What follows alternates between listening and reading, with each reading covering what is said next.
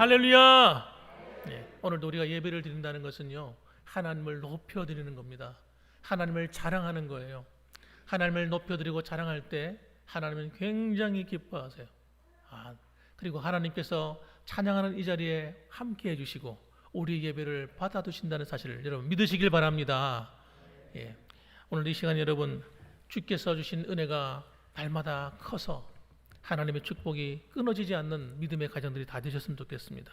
저는 오늘 이 본문의 말씀을 가지고요, 하나님이 주시는 세 가지 복이라는 제목으로 함께 은혜를 나누려고 합니다. 오늘 이 말씀은 사실 제가 우리 추석 명절 가정 예배의 축복의 말씀으로 사실 준비했던 그런 말씀입니다. 그런데 이 말씀은 여러분 우리에게 주신 하나님의 약속의 말씀이기 때문에 오늘 제가 다시 한 번 더 이 말씀을 가지고 묵상을 하고 정말 우리 가정에 이와 같은 하나님의 은혜가 항상 함께함으로 여러분이 하시는 일이 범사가 평안하고 진리 안에서 하나님 하시는 일마다 아름답게 열매를 맺어가는 그런 축복된 가정들이 다 되길 원하는 그런 마음으로 이 말씀을 전합니다. 오늘 이 말씀이 여러분에게 은혜가 되시고 축복이 되기를 주님의 이름으로 축원합니다. 오늘 이 말씀은 여러분 출애굽을 한 이스라엘 백성들이 애굽을 탈출했습니다. 그리고 정말 기적적인 하나님의 은혜로 그 애굽의 군대, 그 철갑병들, 그 당시에 최고의 정말 무기였거든요. 그런데 그들을 따돌리고 그들을 홍해를 가르고 탈출했어요. 홍해를 가를 때 밤새도록 이 바람이 불었습니다. 바람이 불면서 그 바람이 물을 갈라버렸어요. 이건 있을 수 없는 그런 이야기죠. 도대체 어떤 엄청난 바람이 집중적으로 불었길래 바다에 물이 갈라집니까? 그래서 여러분 이것이 하나님이 하신 일이에요. 너무너무 놀라운 광경을 이스라엘 백성들이 목격을 했습니다. 그들은 진퇴양난에 놓여 있었거든요. 이제는 큰일 끝났구나. 이거 이제는 애굽 그 군대에게 완전히 잡혀 먹겠구나 라고 생각을 했을 그때에 하나님께서 모세가 지팡이를 들고 홍해 바다를 가르칠 때 하나님께서 그런 놀라운 일을 하신 겁니다. 그래서 여러분 그들은 그 홍해를 가르고 광야에 들어와서 그 광야의 길을 걸어가는데 이 광야의 길이 험한 길이거든요. 요즘처럼 차가 있으면 차를 타고 그냥 쏙 지나가면 될 텐데 차가 어디 있어요? 전부 다 걸어서 가는 거예요. 대부분의 사람은 다 걸어서 갑니다. 근데 얼마나 이 길이 험한 길입니까? 그리고 무거운 짐들은 마차에 싣는 거죠. 쉽게 말하면 소가 끌고 그리 끌고 가는 겁니다. 나귀가 끌고 가는 거예요. 그 험한 길을 가는데 그 험한 길을 갈 때에 하나님께서 제사장들을 통해서 한 가지 명령을 하신 거예요. 그 명령이 뭐냐면 이 척박한 광야를 지날 때 하나님이 지켜주지 않으면 살아갈 수 없는 그 땅이기 때문에 하나님의 축복을 받아야 산다는 거예요. 그래서 하나님은 이스라엘 백성들에게 세 가지의 복을 명령하신 겁니다. 그래서 하나님께서 그냥 주실 수가 있지만 하나님은 여러분 그냥 주시는 법이 없어요. 어떤 과정을 반드시 통과하도록 그렇게 만들어 놓으셨어요. 그래서 하나님 우리 복을 줄 때도 기도라는 과정, 하나님 말씀이라는 과정을 통해서 복을 주잖아요. 그리고 또 이 제사장을 통해서 축복을 통해 복을 주는 겁니다.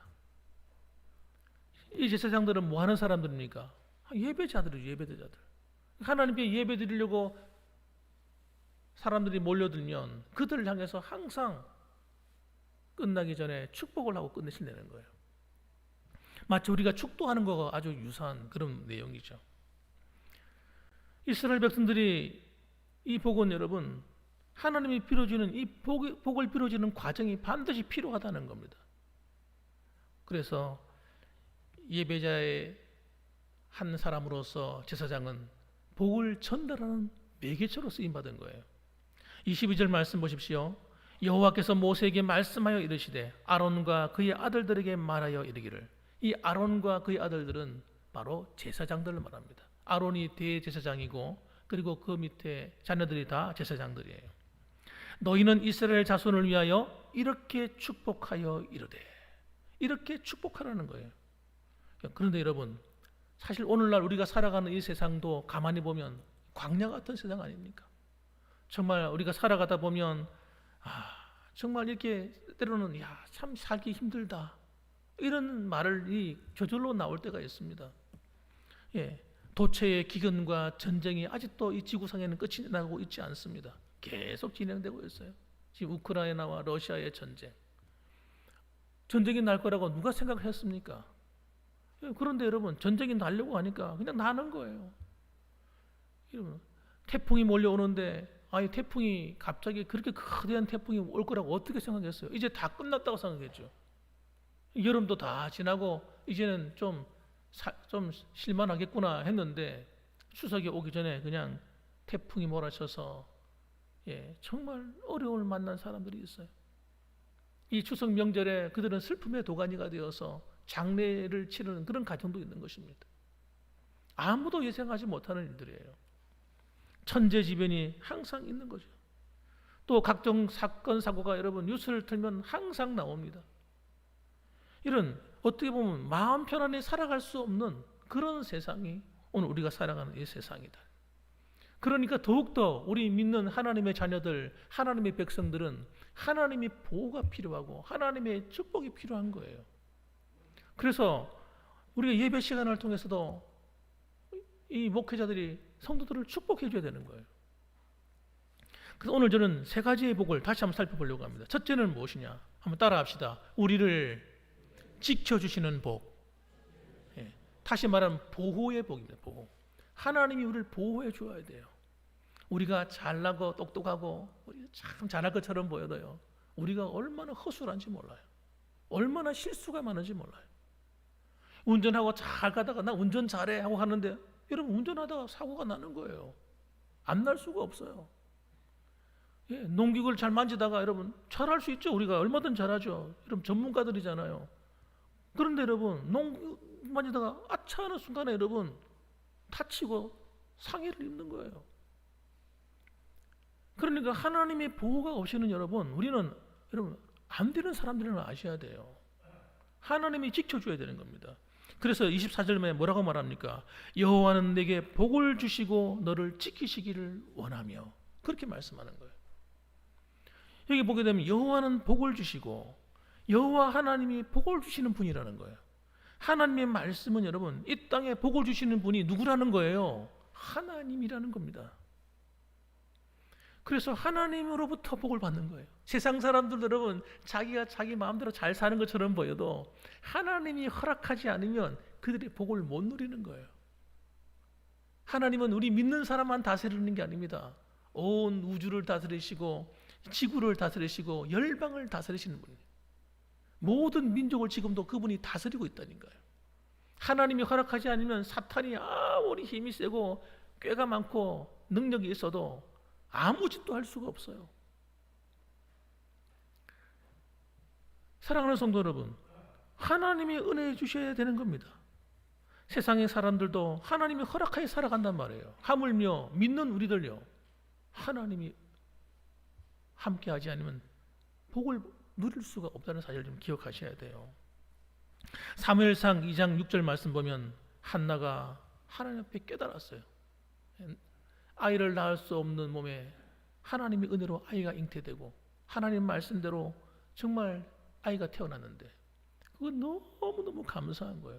그러면서 그가 깨달은 말씀이 뭐냐면 이런 말씀이었어요. 여호와는 죽이기도 하시고 살리기도 하시며 스월에 내리기도 하시고 거기에서 올리기도 하시는도다. 하나님이 어떤 분이라는 겁니까? 사람의 생사 여타권을 갖고 있다는 거예요. 우리가 아무리 건강을 위해서 운동을 열심히 하고 몸 관리를 잘하고 물론 우리가 해야 되죠. 그러나 그런다고 해서 여러분 우리 생명이 보존되는 건 아니라는 거 아셔야 돼요. 반면에 몸에 지병이 있어가지고 몸이 아파요. 때로는 잔병에 시달려요. 그런다고 해서 빨리 가는 것도 아니라는 사실을 좀 아셔야 됩니다. 하나님이 허락이 떨어지지 않으면요, 그 누구도 죽고 살고가 안 되는 겁니다. 여러분, 하나님께 권한이 있는 주권이 있단 말이에요. 또 스월에 내리기도 하고 거기서 올리기도 한다. 이 스월은 지금으로 보면 지옥과 같은 말은 그런 단어입니다. 지옥에 던지기도 하고 건져내시는 분이 누구냐? 하나님께 있다는 거예요. 또 사무엘상 2장 7절 말씀 보면 여호와는 가난하게도 하시고 부하게도 하시며 낮추기도 하시고 높이기도 하시는도다. 여러분, 하나님은 여러분 우리를 가난하게도 하시지만 부하게도 하신다는 거예요. 그러니까 여러분, 우리가 하나님 앞에 복을 받아야 되는 거예요. 하나님께 인정을 받아야 되는 겁니다. 여러분, 여러분의 자녀가 잘 되고 못 되는 게 어디 달렸어요? 하나님 손에 달려서 하나님 손에. 예. 믿으시기 바랍니다. 세상 사람들에게 달린 게 아니에요. 공부 잘하고 못하게 달린 게 아닙니다. 똑똑하면 잘 되고 좀 모자라면 안 되는 게 아니에요. 하나님이 붙들어줘야 똑똑한 사람도 잘 되는 겁니다. 좀 부족해도 하나님이 붙들어주면 되는 거예요. 되는 거예요. 하나님이 낮추고 높인단 말이에요. 8절 말씀 보면 가난한 자를 진토에서 일으키시며 빈궁한 자를 거름더미에서 올리사 귀족들과 함께 앉게 하시며 영광의 자리를 차지하게 하는도다. 예? 학교 다닐 때 공부를 좀 못했다고 해서 세상에 나가서 열등하게 살라는 법이 하나도 없습니다. 여러분, 하나님 앞에 잘 보이셔야 돼요. 하나님이 그 사람은, 그 아이를 하나님이 보시면 여러분 그의 능력을 뛰어넘는 일을 하게 만드시는 거예요. 그래서 귀족의 자리에 앉힌다. 이 말은 무슨 말입니까? 높은 자리에 앉힌다는 걸 얘기하는 겁니다. 하나님이 그렇게 만드신다는 거예요. 땅의 기둥들은 여호와의 것이라. 여호와께서 세계를 그것들 위에 세우셨도다. 무슨 말입니까? 땅의 기둥들, 땅의 역사가 이루어지고 나라가 건설되고 세워지고 경제가 흥황하고 깔아앉고 하는 이 모든 과정이 누구 손에 있다는 겁니까? 하나님 손에 달렸다는 거예요. 여러분, 이것이 믿어지는 사람은 여러분 걱정할 게 없어요. 걱정할 게 없어. 아, 하나님께 달렸구나. 하나님이 나를 축복해 주셔야 되는구나. 할렐루야. 그럼 끝나는 거예요. 그게 믿어지면. 여러분, 이것이 믿어지지 않는 게 문제죠. 여러분, 세상 사람들은 잘 믿어지지 않겠지만 우리 믿는 성도들은 여러분 이 사실을 꽉 붙잡기를 주님의 이름으로 축복합니다. 하나님께 달려서 하나님께 달려서. 왜 우리가 하나님께 복을 못 받는가? 다 이유가 있어요. 복 받지 못한 사람들은 복 받지 못한 이유가 있다니까요. 앞길이 잘 안 열려요. 다 이유가 있어요. 우리가 하나님 앞에 똑바로 믿음 생활 안 하는 거예요. 하나님의 축복을 받을 말 준비가 안 돼 있는 거예요. 또 여러분을 축복해 줄 만한 사람이 없었던 거예요. 지금까지. 저는 그래서요, 새벽마다 축복합니다. 여러분들을 위해서. 여러분의 안전을 위해서 기도합니다. 저는 이 땅이 하나님의 축복받는 땅이 되도록 기도합니다. 여러분의 자녀들이 하나님 앞에 복을 받기를 기도합니다. 왜? 그런 권리를, 그런 능력을 저한테 주셨으니까. 여러분, 그래서 저는 기대해요. 이제는 여러분의 가정에 놀라운 일이 일어나길 기대해요. 경제적인 문이 열리길 기도합니다. 영적인 축복이 임하길 기도합니다. 자녀들의 앞길이 열리길 기도합니다. 할렐루야. 그렇게 될 겁니다. 예. 그래서 여러분, 첫 번째 복이 뭔 거예요? 지켜주겠다는 겁니다. 이전까지는 어땠는지 모르겠지만 이제부터 내가 너희들의 가정을 내가 지켜주겠다. 너희들의 산업을 보호해 주겠다. 자녀들을 지켜주고 보호해 주겠다. 하나님 그렇게 말씀하시는 겁니다. 광야에는 뜨거운 태양이 있습니다.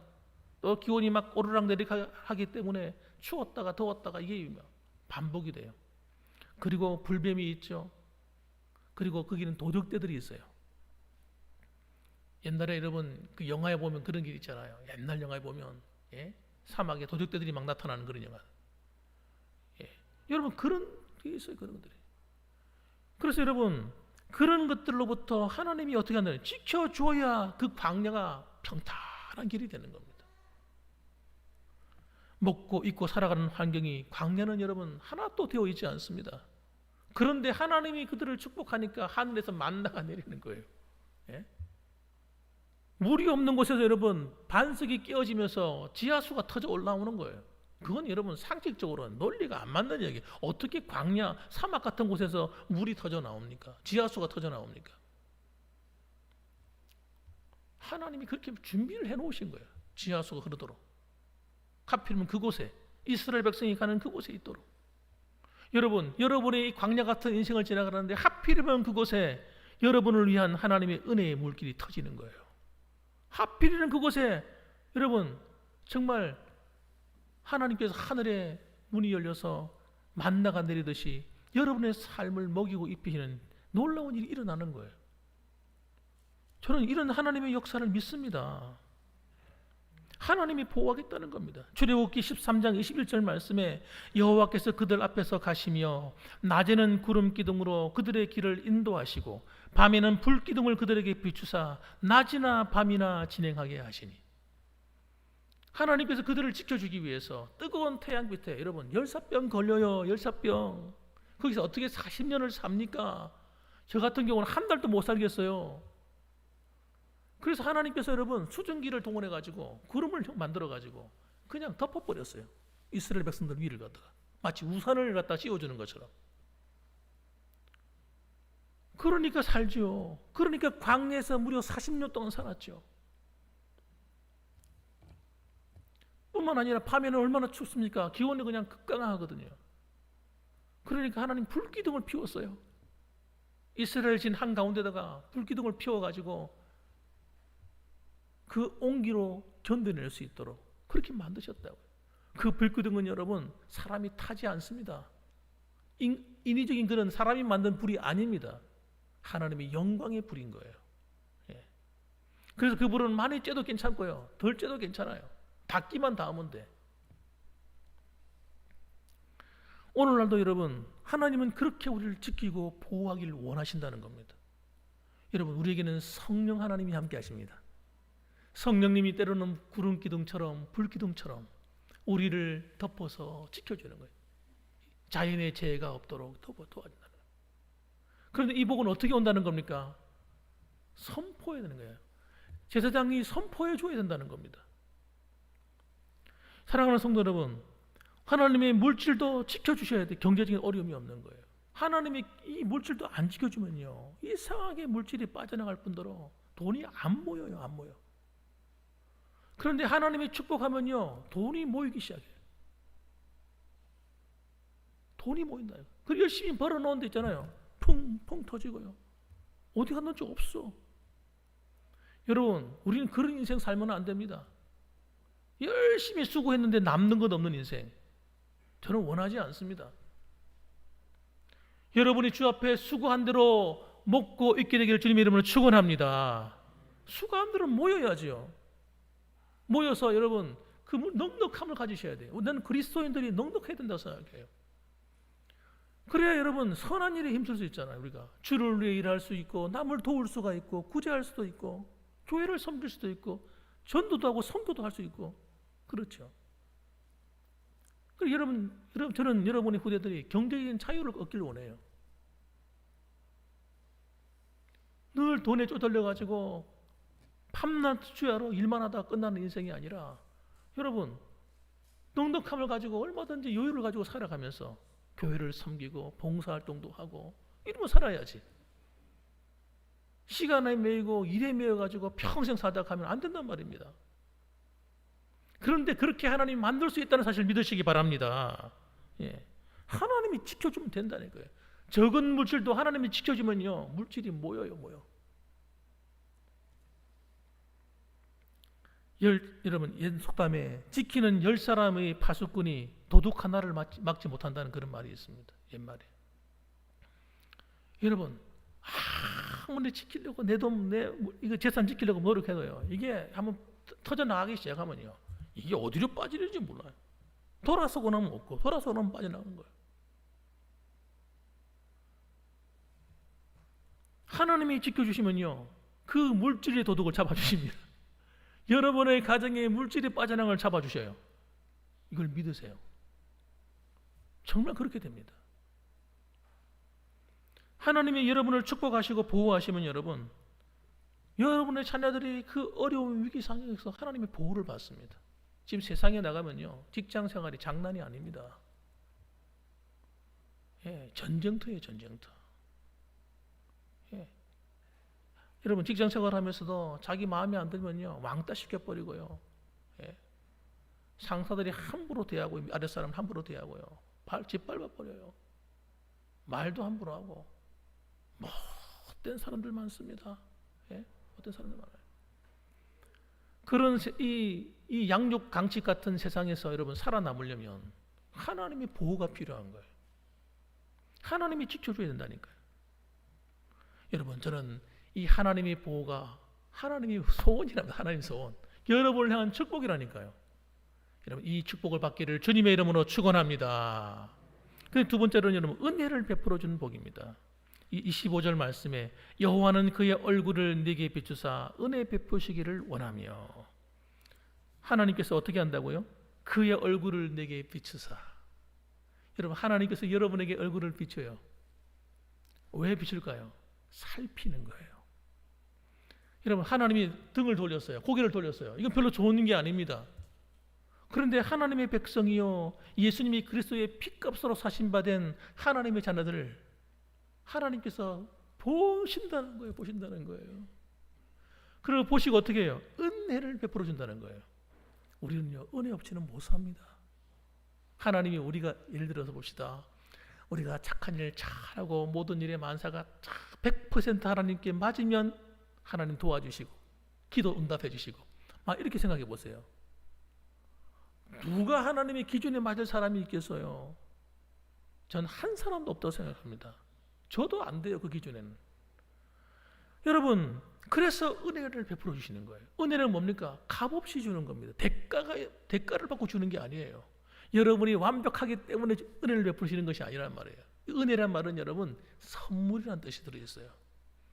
하나님께서 내가 그런 것을 감당할 자격이 없음에도 불구하고 선물을 주신다는 거예요. 여러분의 삶에 은혜를 베풀어 준다는 거예요. 정말 놀라운 이야기 아닙니까? 여러분, 믿으시길 주님의 이름으로 축원합니다. 은혜라는 값없이 주는 게 은혜죠. 대가를 받고 주는 건 싹입니다. 삭을 받는 거죠.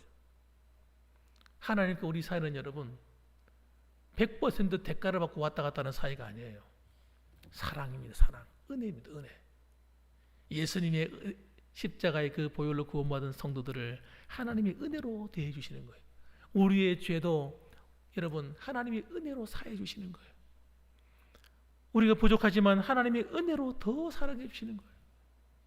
때로는 넘어지고 세상에 유혹에 빠져서 헤맬 때에도 하나님은 버리지 않으시는 거예요. 한번 하나님이 사랑하시면 하나님의 사랑은요, 우리들의 사랑하고는 틀립니다. 우리들의 사랑은 어떻습니까? 좀 기분 나쁘면 삐끼는 사랑. 그죠? 삐져요, 삐져. 기분 나쁘면. 속상해하는 사랑. 마음에 안 들면, 야, 니하고 나 끝이야. 이제 안 봐. 여러분, 이게 이런 사랑이죠, 우리는. 돈 내기 사랑. 네가 나한테 잘해주면 나도 너한테 잘해줄게. 그 돈 내기, 돈 내기. 하나님의 사랑은 그런 사랑이 아닙니다. 아가페의 사랑은요, 그냥 주시는 사랑. 마치 부모가 자식을 그냥 사랑하는 것, 내리 사랑하는 것처럼 하나님도 우리를 내리 사랑하시는 거예요. 오늘 이 자리에 계신 여러분들은 하나님의 은혜를 받은 줄 믿으시기 바랍니다. 하나님의 은혜를 받아서 이 자리에 계신 거예요.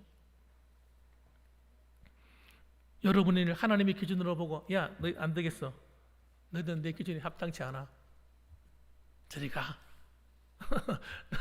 하고 하나님께서 우리를 몰아내버린다면 이전에 누가 앉아있을 수 있겠습니까? 하나님이 내 있는 모습을 그대로 사랑해 주시는 거예요. 그 불쌍히 여겨주시는 거예요.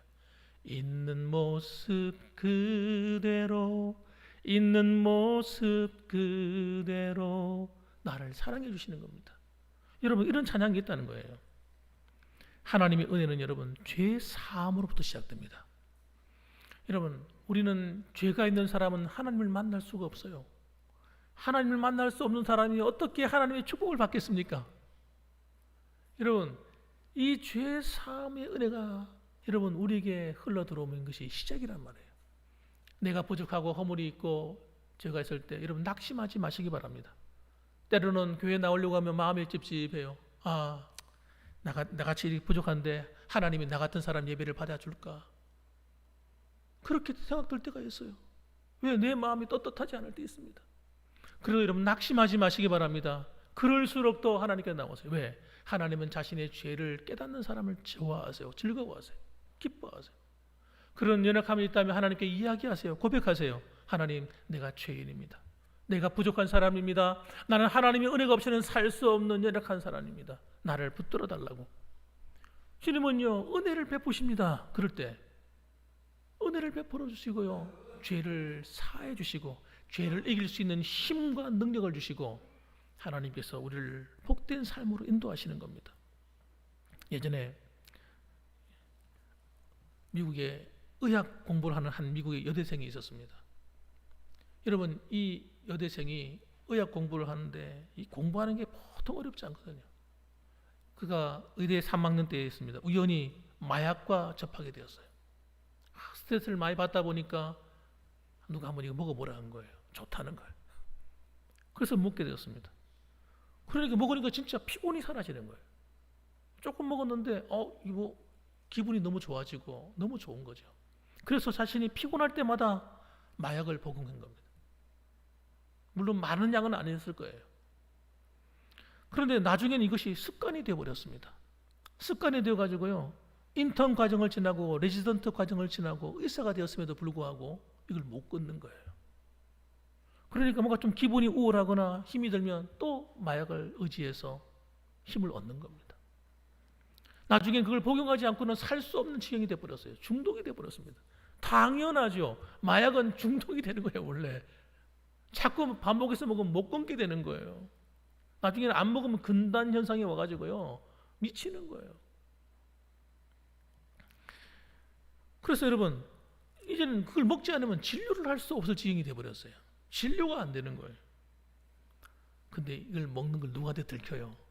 여러분, 이 반복해서 먹으면 여러분, 반복하면 여러분 안 들킬 수가 없어요. 주위에 있는 의사들이 딱 보니까 좀 이상한 거예요. 그래서 이걸 갖다 가만히 지켜보니까 마약을 먹는 게 알게 되었습니다. 그래서 쫓겨나 버렸어요. 병원에서 파직, 너는 의사로서 제명한다, 쫓아버렸어요. 그래가지고 이 사람이 직장을 그만두고 나니까 마약을 살 돈이 없잖아요. 마약을 살 돈이. 그걸 사야 살겠는데 그냥 가난뱅이가 돼버리고 나니까 아무것도 할 수 없어요. 그 자신이 이 마약을 끊어보려고 온갖 노력을 다 했는데 못 끊어요. 안 끊어집니다. 자기 신의 힘으로는 되지가 않습니다. 그런데 어느 날 이제는 안 되겠다, 나 이렇게 살아서 뭐하냐. 그래서 그가 자살을 하기로 결심을 했습니다. 그래서 자살을 하기로 결심하고 그날 마침 비가 막 내리는데 비가 내리는 곳에서 그냥 우산도 쓰지 않고 그냥 비를 다 맞았어요. 그 옆에 저수지가 있었는데 그 뚝을 이렇게 지나갑니다. 그 뚝 위에 올라섰습니다. 이제 그 뛰어들려고 생각했습니다. 뛰어들려고 하는데 그때까지 한 번도 불러보지 않았던 이름을 부르게 되었어요. 그게 뭐냐면 하나님이에요. 갑자기 죽으려고 하니까 너무 서글프잖아요. 그래서 하나님이 있다고 하는데 나도 하나님 한 이름 한번 불러보자. 그리고 하나님께 그때부터 하나님 부르기 시작했어요. 하나님, 하나님, 하나님. 그러면서 기도가 터져 나오기 시작한 겁니다. 뭐라고 기도했냐면 이렇게 기도했습니다. 하나님, 나는 아무것도 할 수 없는 사람입니다. 나를 구해 주십시오. 비를 맞으면서 얼마나 간절히 기도했는지, 기도하는데 이상한 일이 벌어졌어요. 막 기도가 뜨겁게 기도하고 있는데 뭐가 위로부터 내려오는 거예요. 뜨거워진 것이 머리 위에서 내려오기 시작하더니 온몸 전체가 뜨거워지기 시작하는 겁니다. 이 기도하다가 이게 무슨 일인지 자기도 몰랐어요. 그리고 그렇게 기도가 하는데 그 뜨거움이 온몸을 감싸기 시작하자 이상한 일이 벌어졌는데 그게 뭐냐면 어깨를 짓누르고 있던 뭔가 무거운 짐 같은 것이 갑자기 사라지는 걸 느꼈습니다. 그리고 순간 그녀는 마음이 굉장히 상쾌해지면서 갑자기 내가 왜 자살을 해야 되냐, 자살하고 싶은 마음이 싹 사라져 버렸어요. 그 자리에서 하나님께 찬양을 하기 시작했습니다. 하나님, 너무 감사합니다. 자살하지 않고 이제는 힘을 내어 살아보겠습니다. 그래가지고 집으로 돌아갔는데, 그러고는 신앙생활을 하는데 이상한 일이 벌어졌어요. 그렇게 끊으려고 해도 안 되던 마약이 그냥 끊어져 버렸어요. 예? 안 먹어도 금단 현상이 별로 안 생겨요. 여러분, 그리고 지금은 약과 알코올 중독을 때문에 고생하는 사람들을 위해서 그 사람들을 돕는 봉사활동을 하며 살고 있다는 얘기 들었습니다. 사랑하는 성도 여러분, 하나님은요, 하나님을 찾고 구하는 자에게 은혜를 베푸시는 분입니다. 여러분, 우리가 어떤 상황에 놓였다 할지라도 하나님, 내가 부족하다고, 내가 그런 사람이야, 악한 사람이라고, 내가 죄인이라고 자기를 낮추어서 하나님을 찾고 구하는 사람을 하나님은 외면하신 적이 없어요. 오늘 이 자리에 계신 여러분들에게도 이 한없는 자비와 은혜가 풍성하신 하나님이 여러분들의 마음을 만져주시기를 주님의 이름으로 축원합니다. 여러분의 삶을 돌아봐 주시기를 축원합니다. 세 번째로는 여러분, 우리에게 평강을 주시는 분이 복을 주십니다. 평강을 주신대요.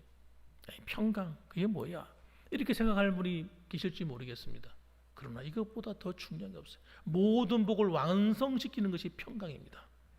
26절 보니까 여호와는 그 얼굴을 내게로 향하여 드사 평강 주시기를 원하노라 할지니라, 그렇게 말씀했어요.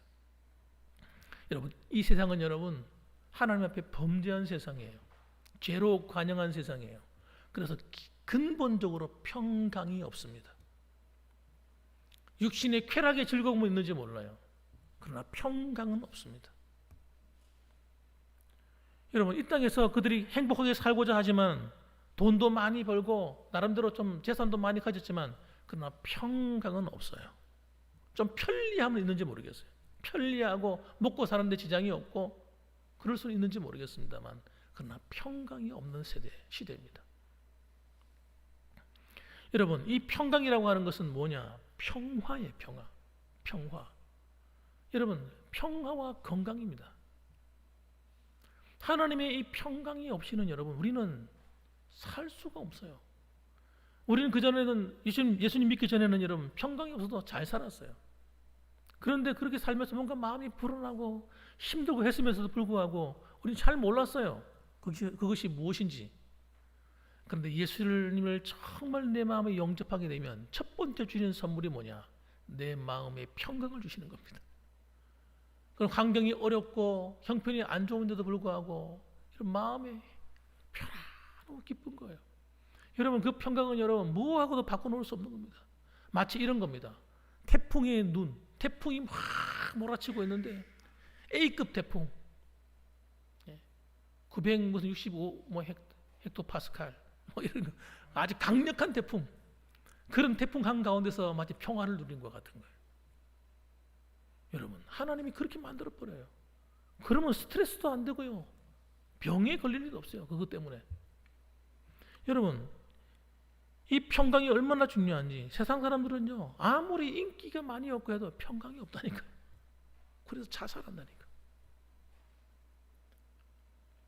지미 핸드릭스라는 사람이 있습니다. 아마 이 기타의 음악을 좋아하는 사람은 금방 알아들을 거예요. 이야, 기타의 대가, 이렇게 생각할 거예요. 이 지미 핸드릭스라는 사람은 록 음악의 기타 연주자입니다. 일렉 기타를 연주하는 사람들에게는 대단히 존경받는 인물입니다. 그런데 마약 중독자였어요. 무대 위에서나 밖에서 난폭했습니다. 난폭하게 행동했어요. 마약을 먹고 하니까 감정이 조절이 안 되죠, 당연히. 여러분, 감정 조절 안 됩니다. 그러니까 이상한 짓을 합니다. 얼마나 음란하고 악하고 행동하는지 몰라요. 이 사람이 그런 문란한 삶을 살았는데 1970년 어느 공연 마지막에 가서 그가 기타를 부숴버렸어요. 기타를 때려 부숴버렸어요. 로버트 맥기라는 사람과 도널드 시포가 쓴 책이 있는데 거기 보면 평안을 찾아서라는 책이 있습니다. 그 책에 이 사람의 마지막에 대한 얘기가 나와요. 거기 보면 이런 얘기가 나옵니다.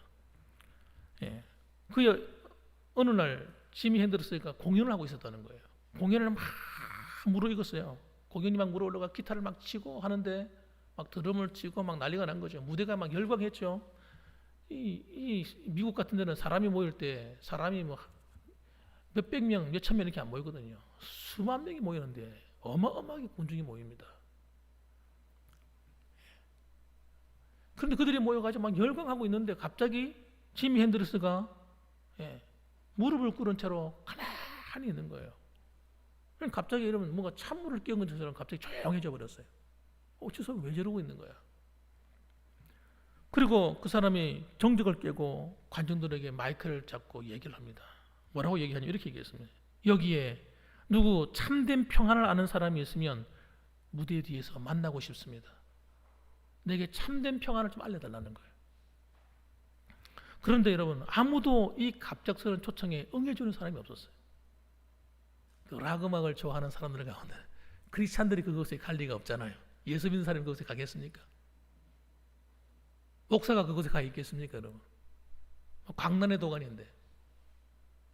그 누구도 지미 핸드리스의 그 말을 듣고 찾아가 주는 사람이 없었던가 봐요. 그래서 핸드리스가 며칠 후고 이 약물 과용으로 사망하고 말았습니다. 그냥 죽었어요. 너무 가슴 아픈 이야기죠. 아무리 유명세를 가지면 뭐합니까? 마음에 평안이 없는데 공허한 거예요. 공허. 무대에서 내려오고 나면요, 그 공허함을 이기지 못하니까 마약을 하는 거예요. 이런 탤런트나 이런 이름 있는 명성 있는 사람들, 노래 잘하는 사람들 행복할 것처럼 보이지만, 돈도 많이 벌고 좋을 것처럼 보이잖아요. 꼭 그렇지만 않아요. 그 안에 믿음이 없으면 여러분, 또 무대에 그 사람들 앞에 막 환영을 받다가 내려와 돌아오면요, 혼자 방에 딱 들어가면 그렇게 공허하고 힘들다는 거예요. 마음에 평안이 없다는 평안이 없으니까 여러분 그걸 이기지 못하고 결국 자살하고 마는 거예요. 약물 많이 먹고 죽는 거예요. 예수 그리스도를 믿고 의뢰함으로 하나님이 주시는 이 평강이 우리 안에 있어야 우리가 자유하게 됩니다. 어떤 어려움이 와도 이길 수 있어요.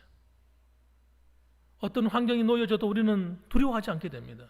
요한복음 14장 27절 말씀 보면 예수님이 하신 말씀입니다. 평안을 너희에게 끼치노니 곧 나의 평안을 너희에게 주노라. 내가 너희에게 주는 것은 세상이 주는 것과 같이 아니하니라. 너희는 마음에 근심하지도 말고 두려워하지도 마라. 주님께서 우리에게 주시고자 하는 게 뭐예요? 평안의 복이에요. 평안의 복. 내가 평안을 내게 준다. 두려워하지 마라. 걱정하지 마라. 잘 될 거라는 거예요. 하나님이 함께 하니까. 이런 평안이라는 마음이 평안하고, 평강이란 말은 마음이 평안하고 몸이 건강한 것을 의미하는 거예요. 하나님이 우리의 육신의 건강도 주셔야 돼요. 아무리 우리가 이 세상에서 잘 먹고 잘 산다 할지라도 마음이 편안하지 않고 불안하고 분쟁이 있고 답답하고 이러면요, 죽어요. 스트레스 받아가지고 못 견뎌요. 아무리 재산이 많아도 여러분 마음에 걱정거리가 많고 불안하고 또 건강이 안 좋고 이러면 어떻게 됩니까? 그건 진짜 축복이 아닌 겁니다, 여러분. 그러므로 여러분 이 자리에 오신 모든 분들은 하나님의 평강의 복을 누리며 사시길 주님의 이름으로 축원합니다. 그래서 이 복을 구약 시대에도 하나님이 명령하셨고 예수님도 명령하셨고 또 초대교회 당시도 이 말씀을 사도들이 계속 목회자들이 전했습니다. 데살로니가 후서에 보면 1장 2절에 하나님 아버지와 주 예수 그리스도로부터 은혜와 평강이 너에게 있을지어다. 항상 은혜와 평강이 같이 가요. 베드로후서 1장 2절에 보면 하나님 우리 주 예수를 알므로 은혜와 평강이 너에게 더욱 많을지어다. 베드로 사도도 그렇게 얘기했어요. 고린도전서 1장 3절에 하나님 우리 아버지와 주 예수 그리스도로부터 은혜와 평강이 있기를 원하노라. 세상 사람들이 볼 때는 돈 많은 게 축복인 것처럼 보이고 뭘 많이 가진 게 축복인 것처럼 보이지만 진짜 축복은 여러분 은혜와 평강에서 나옵니다. 그것이 있어야 물질을 많이 가져도 내게 유익이 되고 건강도 유익이 되고 여러분 명예도 유익이 되고 다 되는 거예요. 사랑하는 성도 여러분, 오늘들은 부모님들이 이런 추석 명절 때 자녀들을 위해서 이렇게 축복해 줘야 됩니다. 왜냐하면 부모님들은 가정의 영적인 제사장들입니다. 그래서 제가 여러분에게 예배를 드리려 하는 이유는 예배를 드리면서 자녀를 위해서 막 축복해 주십시오. 저도 우리 애들이 와가지고 용돈을 주고 가더라고요. 용돈 주고 가는 거 오라 와서 앉혔어요. 앉아라. 내가 너희를 위해서 기도해 주겠다. 그리고 축복 기도해 줬어요. 이런 목사만 하는 것이 아니라 여러분의 가정에서 여러분의 자녀들을 위해서 이렇게 축복해 주셔야 돼요. 하나님 우리 아이들이 이렇게 되기를 원합니다. 이렇게 되기를 원합니다. 복을 빌어주세요. 그런 권리가 여러분에게 주어졌어요. 27절 말씀 보면 그들이 이같이 내 이름으로 이스라엘 자손에게 축복할지니 내가 그들에게 복을 주리라. 저도 이 말씀을 믿어요. 그래서 여러분을 위해서 내가 축복하기로 결심한 거예요. 사랑하는 성도 여러분, 그러므로 남아있는 2022년도와 앞으로 우리의 앞날들이 이와 같은 하나님의 축복이 끊어지지 아니하고 계속해서 자손대대로 이어져 가기를 주님의 이름으로 축원합니다. 아멘. 기도하겠습니다.